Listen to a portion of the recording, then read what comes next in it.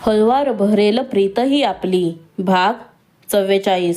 अक्षिता, काय बोलायचं होतं त्यांना तुझ्याशी, ज्याच्यासाठी त्या तुला त्यांच्या रूममध्ये घेऊन गेल्या होत्या? वीर रागाने बोलला. त्यांना असं तर काहीच बोलायचं नव्हतं. फक्त त्यांना त्यांच्या होणाऱ्या सुनेला दागिने द्यायचे होते, जिथे लग्नामध्ये घालू शकेल म्हणून बोलावलं होतं. आणि हे दागिने त्यांनी त्यांच्या होणाऱ्या सुनेसाठी आधीच करून ठेवले होते. अक्षिता, तू त्यांच्याकडून ज्वेलरी घेतलीस का? वीर प्रश्नार्थक नजरेने तिच्याकडे बघत बोलला. हो, घेतली. अक्षिता, तू त्यांना नको म्हणून सांगायचं ना? वीर, पण मी त्यांना नको म्हणून का सांगायचं? जर ते त्यांच्या होणाऱ्या सुनेला प्रेमाने काही देत असतील तर मी कसं काय नाही म्हणू शकते? आणि तसंही आता त्यांचाही माझ्यावरती पूर्ण हक्क आहे. आधी त्यांना मी आवडत नव्हते, पण आता त्यांनी मला ॲक्सेप्ट केलंय म्हटल्यानंतर मी सुद्धा त्यांचं थोडं तरी ऐकायलाच हवं. अक्षिता, पण तुला त्यांचं सगळंच ऐकायला हवं असं तर काही नाही आहे ना? जर तुला त्यांच्याकडून काही नको असेल तर तू त्यांना सरळ नाही म्हणून सांगून टाक. एखादी गोष्ट आवडत नसेल तर ती घ्यायची गरज नाही आहे. वीर, नक्की काय झालंय तुम्हाला? एवढं का चिडताय तुम्ही माझ्यावरती? मी काही गुन्हा केलाय का? अक्षिता चेहरा बारीक करत बोलली. हे बघ अक्षिता, मी तुझ्यावरती चिडत नाहीये. नाही, माझा राग तुझ्यावरती आहे. मला फक्त एवढंच म्हणायचं आहे की घरातल्यांनी तुला आता ॲक्सेप्ट केलंय, पण लगेच तू त्यांच्यावरती विश्वास ठेवायला नकोस, एवढंच माझं म्हणणं आहे. वीर, मला तुमच्या भावना समजतायत वीर, आणि मी याची पूर्ण काळजी घेईन. अक्षिता वीरचं मन राखण्यासाठी बोलली. तू आता जाऊन झोप, खूप रात्र झाली आहे. वीर, हो, असं म्हणून अक्षिता तिच्या रूममध्ये निघून आली. वीरला नक्की काय प्रॉब्लेम आहे काहीच कळत नाहीये. वीरने आज बाबांना माफ केलं, पण त्या आईंना माफ करायला का तयार नाही आहेत? जसं बाबांनी त्यांना करायला सांगितलं आहे त्यांनी तसंच केलं आहे. आईने तर त्यांचा पत्नीधर्म पाळला आहे, आणि मला नाही वाटत की यात आईंचं काही चुकलं आहे. ती स्वतःशीच विचार करत बसली होती. अक्षिता, तू झोपली नाहीस अजून? अंकिता तिच्या रूममध्ये येत बोलल्या. हो आई, आता मी झोपतच होते. अक्षिता, कसला विचार करत होतीस? अंकिता तिच्या चेहऱ्यावरचे भाव ओळखून बोलल्या. लग्नानंतर निभावला जाणाऱ्या नात्यांचा की माझ्यामुळे कोणाचं मन दुखावणार नाही ना? मी प्रत्येकाचं मन सांभाळू शकेल का? एकाचं मन जपताना दुसऱ्याचं मन दुखावलं गेलं तर काय, याचाच विचार करत होते. अक्षिता, लग्नानंतर प्रत्येक मुलीला हा प्रश्न पडतोच अक्षिता, पण लग्नानंतर सगळं काही बदलून जातं. प्रत्येकजण आपले नाते सांभाळायला लागतो, आणि आपण प्रत्येकाचं मन कधी जिंकतो ना, हे आपल्याला सुद्धा कळत नाही. अंकिता, मी पण इथल्या प्रत्येकाचं मन जिंकू शकेन नाही? अक्षिताने अंकितांना प्रश्न केला. हो, नक्कीच, आणि माझा तुझ्यावर पूर्ण विश्वास आहे. तू या घरातल्या प्रत्येकाला चांगलंच ओळखतेस. तुला त्यांचा स्वभावही माहीत आहे. कोणाच्या मनात काय आहे याचाही तुला अंदाज आलाच असेल. पिहू आणि आजी आधीपासून तुझ्या सपोर्टमध्ये आहेत, त्याच्यामुळे त्या तुला काहीच बोलणार नाहीत. पण मोठे साहेब थोडे रागीट स्वभावाचे आहेत. त्यांना कधी कोणत्या गोष्टीचा राग येईल ते सांगता येत नाही. तुला यांच्याकडे जास्त लक्ष द्यावे लागेल. अंकिता तिला समजावत बोलल्या. आई, आज मला तुझ्या मांडीवर डोकं ठेवून झोपायचं आहे. खूप दिवसानंतर आपण एकत्र आलोय. आपल्याला असा मोकळा वेळ मिळालाय. अक्षिता त्यांच्या मांडीवर डोकं ठेवत बोलली. हो, अंकिता. त्या दोघींचं बोलणं वीर बाहेर उभं राहून हे सगळं ऐकत होता. अक्षिताला नात्यांची किती काळजी आहे. लग्नानंतर मुलीला प्रत्येकाचं मन सांभाळायचं असतं, हे अगदी खरं आहे. पण प्रत्येकाचं मन सांभाळत असताना ही स्वतःचं मन दुखावणार नाही ना, याची अजिबात काळजी करणार नाही, हेही मला चांगलंच माहिती आहे. वीर मनात विचार करत होता. तेवढ्यात त्याच्या खांद्यावरती कोणीतरी मागून हात ठेवला, आणि तो विचारातून बाहेर आला. दादा, तुला झोपायचं नाहीये का? अरे, उद्या लग्न आहे तुझं. मगाशी अक्षिताला सांगत होतास की जाऊन झोप म्हणून, आणि स्वतः आता तिच्या रूम बाहेर उभा राहून काय करतोयस? पिहू, मी झोपायलाच जात होतो, असं बोलून वीर त्याच्या रूमकडे निघून गेला. दादा, मला माहिती आहे तुझ्या मनात काय सुरू आहे ते, पण अक्षिताला मी माझी फ्रेंड मानलं आहे, आणि तिला इथे कोणताही त्रास होणार नाही याची मी काळजी घेईन. पिहू, अखेरीस सकाळचा दिवस उजाडला. तो दिवस होता वीर आणि अक्षिताच्या लग्नाचा. घरात सगळीकडे धामधूम सुरू होतीच, तर धावपळही सुरू होती. फक्त एका दिवसात लग्नाची तयारी करायची होती. त्याच्यामुळे त्यांनी केटरर्सवाल्यांना आणि डेकोरेशनवाल्यांना ऑर्डर्स दिल्या होत्या. ती लोक येऊन घरात डेकोरेशन्स करत होते. वीर अजूनही झोपेत होता, तर अक्षिता मात्र उठून तयारीला लागली होती. पिहू, वीर उठले का ग? अक्षिता, नाही, दादा अजून झोपलाय. खरं तर मी त्यालाच उठवायला जात होते, पण आईने मला तुझ्या मदतीसाठी पाठवलं, पिहू बोलली. आणि अक्षिताने लगेच मोबाईल चेक केला, तर सकाळचे 8 वाजले होते. अक्षिताने लगेच वीरला कॉल लावला. मोबाईलच्या आवाजामुळे वीर हलकासा जागा झाला. हॅलो, समोरून झोपाळू आवाज आला. वीर, 8 वाजलेत, तुम्ही अजून काय झोपलाय?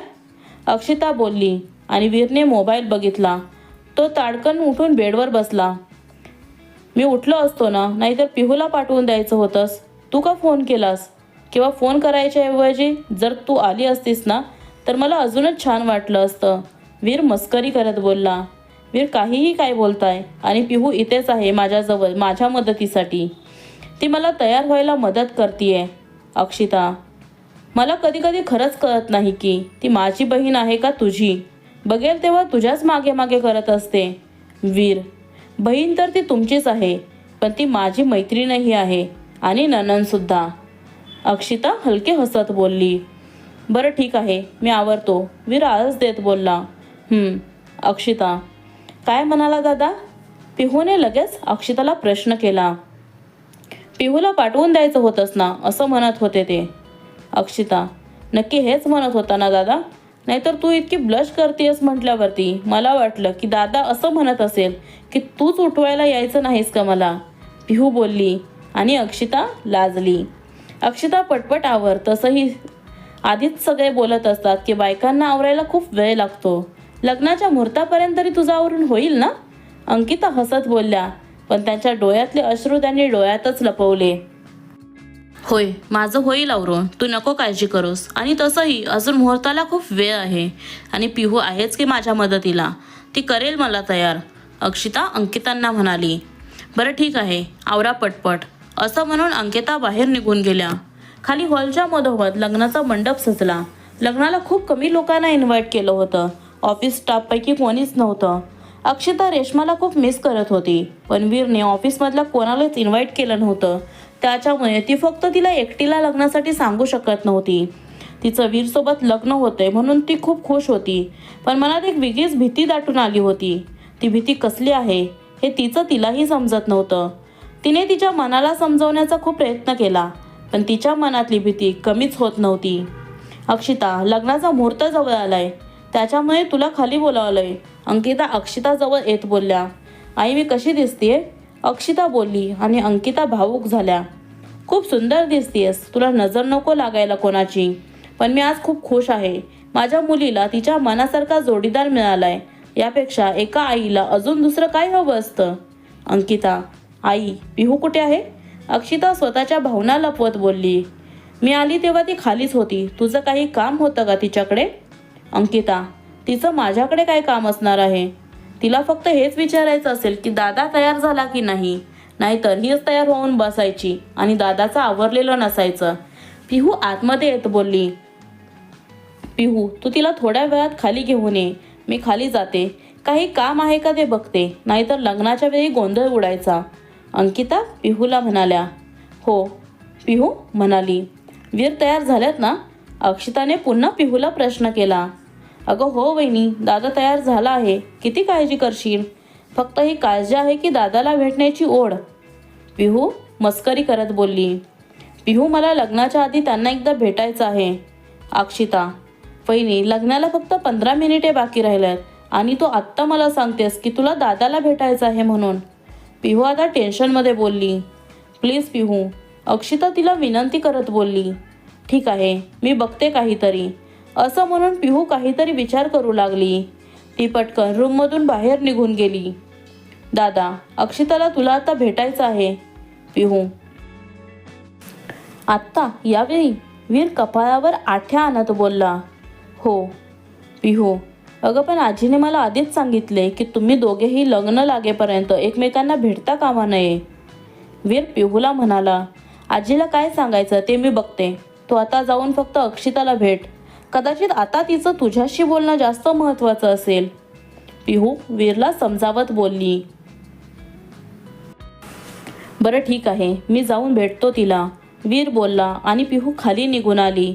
वीर मात्र लपतछपत अक्षिताच्या रूममध्ये आला तर अक्षिता तयार होऊन बेडवर बसली होती. तो पाहतच उभा राहिला. बॅचलर पार्टीपेक्षा ती आज कमालीची सुंदर दिसत होती. पैठणी साडी, त्यावर गोल्डन झुमके, गळ्यात सोन्याचा नेकलेस, राणीहार घातला होता, पायात पैंजण, केसात मांगटिका, हातात हिरवा चुडा भरला होता. दोन्ही भुवयांच्या मधोमध चंद्रकोरची टिकली लावली होती. जो कोणी तिला बाहेर बघेल तर तिला बघतच राहील एवढी सुंदर दिसत होती ती आज. तिचं ते सौंदर्य पाहून वीरला तर तो स्वप्नात असल्यासारखा भासत होता. वीर, अक्षिताने आवाज दिला आणि तो स्वप्नातून बाहेर आला. अक्षिता, तुला लग्नाच्या 15 मिनिट आधी एवढं काय महत्त्वाचं बोलायचं आहे? वीर, मला माहिती आहे की तुम्हाला माझा स्वभाव कधी कधी पटत नाही किंवा आवडत नाही. मान्य आहे की मी थोडी अवखळ आहे. कधी रागाच्या भरात काय बोलते ते माझं मलाही कळत नाही. आत्तापर्यंत असं बऱ्याच वेळा झालं आहे की रागाच्या भरात मी काहीतरी बोलून गेली आहे आणि नंतर मला त्याचा पश्चातापही झालेला आहे. पण बोललेल्या गोष्टी परत येत नाहीत असं म्हणतात ना, ते अगदी खरं आहे. जर समजा लग्नानंतर मी माझ्या रागावरती कंट्रोल नाही करू शकले, जर मी माझा स्वभाव नाही बदलू शकले तर? अक्षिता, तुला कोणी सांगितलं की मला तुझा स्वभाव पटत नाही ते? आणि तू खरंच मुळातच खूप गोड आहेस. तू नेहमी इतरांच्या चांगल्याचा विचार करतेस.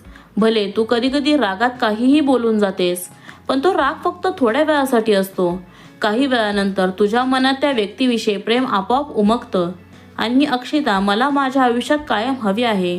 तू लग्नानंतर बदलावं किंवा तुला स्वतःमध्ये काही बदल करावे असं मला अजिबात वाटत नाही. वीर बोलला आणि अक्षिताच्या मनावरचा ताण कमी झाला. थँक्यू, तुम्ही मला इतकं समजून घेताय त्याबद्दल. अक्षिता, सगळ्यात जास्त तर तू मला समजून घेतलंस. मी तर या घरातल्या माणसांशी बोलायलाही तयार नव्हतो, पण तुझ्यामुळे माझा आणि त्यांच्यातला थोडा का होईना पण दुरावा कमी झाला आहे. मी ऑफिसला जायला लागलो तेही फक्त तुझ्यासाठी, तुझी इच्छा होती म्हणून. वीर, तुमच्या दोघांचं बोलून झालं आहे की नाही? पिहू, तू सांगितलंस का आजीला? वीर, हो सांगितलं. आणि आता तुम्हा दोघांना खाली सोबतच एंट्री घ्यायची आहे. त्याच्यामुळे पटकन दोघेही खाली निघून या, तेही सोबत. पिहू, पण घरातले सगळे काय म्हणतील? अक्षिता, तुम्ही दोघं त्याची काळजी अजिबात करू नका. तुम्ही पटकन खाली चला. पिहू त्या दोघांना बोलली. दोघेही सोबतच बोलले. वीर आणि अक्षिता दोघेही पायऱ्या उतरून खाली येऊ लागले. त्यांना असं एकत्र येताना पाहून अंकुररावांचे मन भरून आलं. त्यांच्या डोळ्यातून ओघळणारे अश्रू त्यांनी मध्येच अडवले आणि ते पुसून टाकले. आपल्या मुलीच्या आयुष्यातला सगळ्यात आनंदाचा दिवस आहे. गेल्या कित्येक दिवसापासून त्यांनी तिच्यासोबत खूप वाईट वर्तणूक केली होती. तिला घरातून बाहेर काढलं होतं, तेही तिची काहीही चूक नसताना. पण तिने त्याला हार न मानता पुढे चालत राहिली आणि आज त्याचंच फळ म्हणून तिला तिच्या मनासारखा जोडीदार मिळाला. लहानपणापासून ती याचीच तर स्वप्न बघत असायची. किती वेळा मला तिने बोलूनही दाखवलं होतं की तिचा होणारा नवरा हा एखाद्या राजकुमारासारखा असेल. पण आज तिचं ते स्वप्न खरं होतंय. तिचा होणारा नवरा एखाद्या राजकुमारासारखाच आहे. रमांनी त्या दोघांची दृष्ट काढली. अक्षिताने त्यांना हसून प्रतिसाद दिला, पण वीरचा चेहरा निर्विकार होता. त्याच्या चेहऱ्यावरती कसलेच भाव नव्हते. हे पाहून रमांना थोडं वाईट वाटलं, पण त्यांनी त्यांच्या मनाची समजूत काढली. आता लग्नाच्या विधी सुरू होणार होत्या, पण त्याच्या आधी त्या दोघांचे काही फोटोज क्लिक करायचे होते. त्याच्यामुळे फोटोग्राफरने त्यांना काही पोजेस द्यायला सांगितल्या. दादा, ही कसली पोज देतोय? जरा तरी बरी दे. असं वाटतंय तू फोटो नाही युद्धावर चाललायस. पिहू, मला पोजेस वगैरे काही द्यायला येत नाहीत. मला जशी येईल तशी मी देईन. तुझ्या वहिनीला विचार, तिला पोजेस द्यायला येतात की नाही ते. वीर थोडा चिडून बोलला. माझ्या वहिनीला तर बऱ्याच पोज येतात आणि आम्ही काही फोटोसुद्धा क्लिक केले आहेत रूममध्ये. आता तुमच्या दोघांचे फोटो हवे आहेत म्हणून तुम्हाला दोघांना पोज द्यायला सांगतोय. तुम्हाला जर तुमच्या लग्नाची आठवण म्हणून काही फोटो नको असतील तर नको देऊस पोज. पिहू वीरवर चिडत बोलली.